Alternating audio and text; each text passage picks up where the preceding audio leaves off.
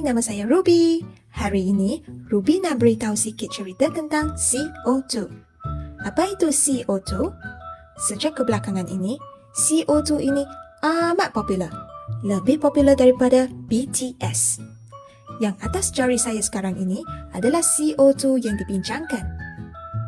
Betul, CO2 ini adalah nadi oximeter.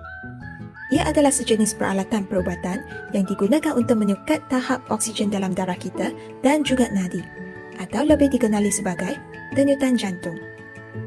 Pernah dengar orang cakap tentang SpO2? Apa itu SpO2 sebenarnya? SpO2 turut difahami sebagai anggaran ketepuan oksigen arteri atau peratusan hemoglobin beroksigen dalam darah.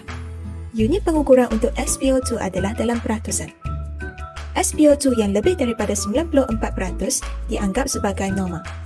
Kebanyakan orang dapat mencapai 98% sehingga 99%. Jika SpO2 anda dalam lingkungan 90% sehingga 94%, anda perlu berwaspada. Kami menggalakkan anda melawat ke klinik yang berdekatan untuk perundingan dengan doktor secepat mungkin.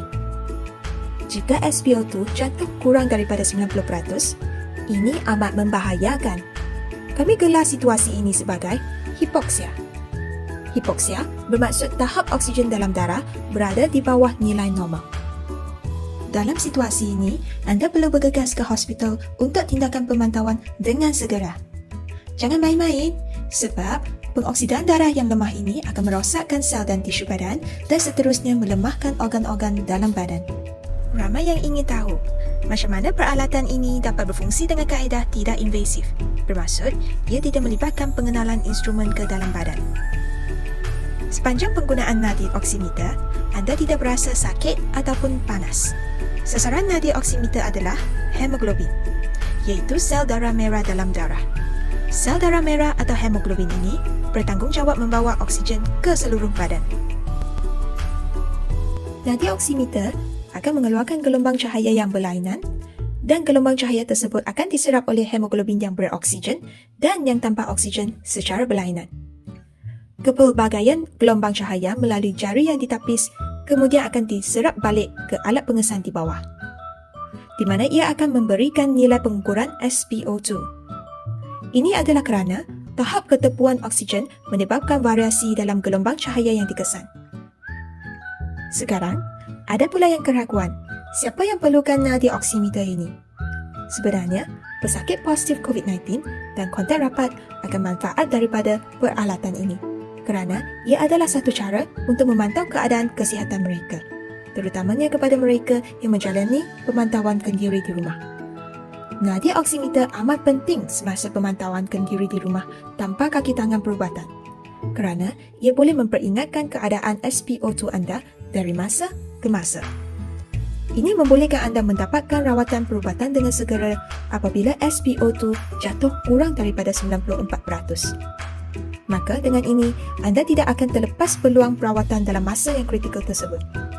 Walau bagaimanapun, jika anda terasa susah bernafas atau mempunyai simptom-simptom yang serius, anda dinasihati untuk mendapatkan rawatan secepat mungkin.